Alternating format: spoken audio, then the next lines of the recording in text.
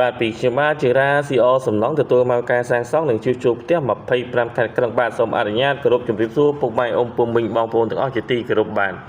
ក្នុងគណៈថ្ងៃនេះដែរខ្ញុំបាទជារាបានបង្ហោះដ្រូនដើម្បីឆែកការងារបរិវេណខាងក្រៅនិងផ្នែកដំបូលខាងលើបាទសម្រាប់គម្រោងនេះដែរមានទីតាំងស្ថិតក្នុងខណ្ឌរសីកែវបាទដែលខ្ញុំបាទជារាបានទទួលការងារសាងសង់ឡើងជូនម្ចាស់គម្រោងនៅជាន់ទី3ប្រក់ដំបូលសង្កសីគៀបស្នោបាទ